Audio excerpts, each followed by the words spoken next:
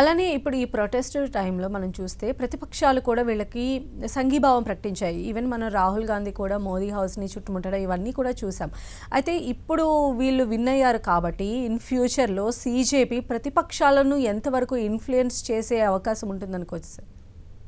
ప్రతిపక్షాలు సీజేపీ కోసం ఎతకటం, వాళ్ళ దగ్గరికి వెళ్ళటం, వాళ్ళకి సపోర్ట్ చేయటం, వాళ్ళని పొగడటం, వాళ్ళని ఎత్తేయటం అన్నీ చేశారు. కానీ సీజేపీ రియాక్ట్ అవ్వలేదు. ఏమన్నారంటే యూత్ ప్రొటెస్ట్ అపోజిషన్ ప్రొటెస్ట్ కాదని చాలా తెలివితేటలుగా డీల్ చేశారు. సో ఫ్యూచర్లో వాళ్ళు కలుపుకుంటారా అది కూడా నాకు డౌట్ఫుల్గా ఉంది. వాళ్ళు ఎందుకు కలుపుకుంటారు, కలుపుకొని వాళ్ళని ఎందుకు డామినేట్ అయిపోతారు వాళ్ళ ద్వారా. సో నాకు వీళ్ళ రూట్ ఏంటి రోజు రోజుకి మనకు తెలుస్తుంది, మైండ్లో ఏమున్నది, ఎవరున్నారు వెనకాల, ఎవరు మందులు ఉన్నారు, అది మెల్లిగా బయటకు వస్తాయి. ఇప్పుడు ప్రస్తుతం ఏంటంటే వాళ్ళు చేసేది ఏదో ఇండిపెండెంట్గా ఉన్నాం, బయటకు వచ్చాం. ఎక్కడైనా ఈవేళ ఆపోజిషన్కి మా థ్యాంక్స్ ఇచ్చేమనే మాట అన్నారా? ఎక్కడా లేదు. ఎందుకంటే వాళ్ళకి తెలుసు మనం చేసే పని వాళ్ళకి క్రెడిట్ తీసుకుందాం అని. వాళ్ళ క్రెడిట్ తీసుకుంటే వీళ్ళకేంటి లాభం? వీళ్ళకేంటి లాభం? వీళ్ళు ఒక పెద్ద నాయకులు అయిపోవాలని పెద్ద ప్లాన్స్తో ఉన్నారని అర్థమవుతుంది. తప్పకుండా చాలా మొబిలైజ్ చేద్దాం. ఇందాక మీకు ఏం చెప్పా, 5 లక్షల జనం ఢిల్లీ తీసుకురావటం కష్టం కాదు, సొంతంగా వచ్చేస్తారు పక్క ఊళ్ళ నుంచి మోటార్ సైకిల్స్ మీద, బస్సెస్ మీద. 5 గంటల ప్రయాణం, 3 గంటల ప్రయాణం, 6 గంటల ప్రయాణం అయితే ఢిల్లీ 45 కోట్ల జనాభా ఉన్నారు ఢిల్లీలో. 5 గంటల ప్రయాణం ఢిల్లీ, వెస్టర్న్ యూపీ, రాజస్థాన్ ఎక్కడైతే జనం ఉన్నారో, గాజియాబాద్, నోయిడా, పంజాబ్, హర్యానా, హిమాచల్ ప్రదేశ్, ఉత్తరాఖండ్ ఇవన్నీ వస్తాయి. 500 కిలోమీటర్లు మధ్యప్రదేశ్.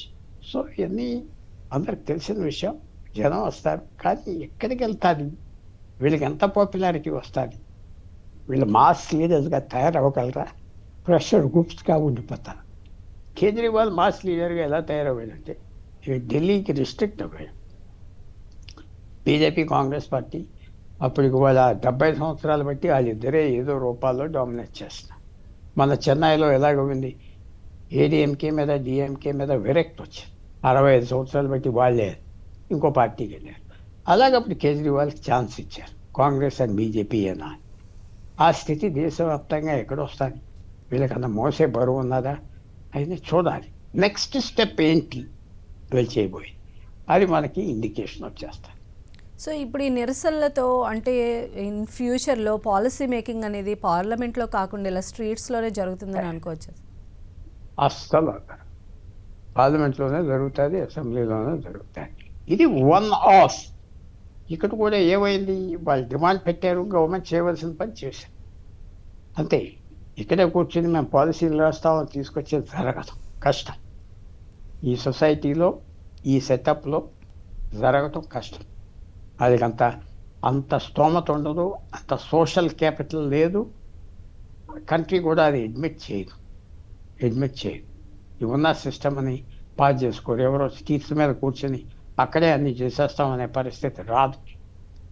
చూద్దాం మనకి రాబోయే రోజుల్లో వాళ్ళ హ్యాండ్ ఏంటి, వాళ్ళ ఐడియాస్ ఏంటి, అన్ని తరోగా ఆలోచించుకున్నారా, వాళ్ళ లిమిట్స్ వాళ్ళు సెట్ చేసుకున్నారా, వాళ్ళ లిమిట్స్ లెట్గా వెళ్తే పోతారు. లిమిట్స్ సెట్ చేసుకున్నారా? ఒక ప్రాంతీయ పార్టీ నేషనల్ పార్టీ అయిపోగలదా? లేకపోతే కేజ్రీవాల్ ఎన్నో చోట్ల పోటీ చేశాడు, పంజాబ్లో గెలిచాడు, ఢిల్లీలో గెలిచాడు, అదే పెద్ద గొప్పతనం. వీళ్ళు ప్రెషర్ గ్రూప్గా తయారవుతారా? అంతే అనుకో. పొలిటికల్ పార్టీగా తప్పకుండా మార్చుకుంటా, తప్పకుండా. అప్పుడే చేయలేదు, పొలిటికల్ పార్టీగా తప్పకుండా మార్చుకుంటా. ఏదో కాజ్ తీసుకుంటా, ఆ కాజ్ నన్ను మొదలు తీసుకెళ్తారు. సో ఇది తప్పకుండా దేశంలో, ఇది మన పార్లమెంటరీ డెమోక్రసీ కంటే ఇది ఒక వేరే సిస్టమ్ తీసుకొస్తున్నారు కాబట్టి ఇది ట్యాకిల్ చేయటం పెద్ద రెస్పాన్సిబిలిటీ గవర్నమెంట్కి, పొలిటికల్ పార్టీస్. మిగతా పొలిటికల్ పార్టీసు ఎవరైతే ఆపోజిషన్లో ఉన్నారో వీళ్ళ బలం ఏదో వాడుకుంటాం అనుకుంటున్నారో అది జరగకపోవచ్చు. సో ఇప్పుడు ఈ ఫైనల్గా చెప్పండి సార్, ఇలాంటి ఇన్సిడెంట్ బేస్డ్గా పుట్టుకొచ్చినటువంటి పార్టీల విషయంలో అంటే అటు రాజకీయ నాయకులు కానీ ఇటు అంటే రాజకీయ పార్టీలు కానీ నేర్చుకోవాల్సినటువంటి ఇది ఏంటి అంటే ఏం చెప్తారు సార్ మీరు? పాఠం, ఒక పాఠం అంటే ఏంటి lesson?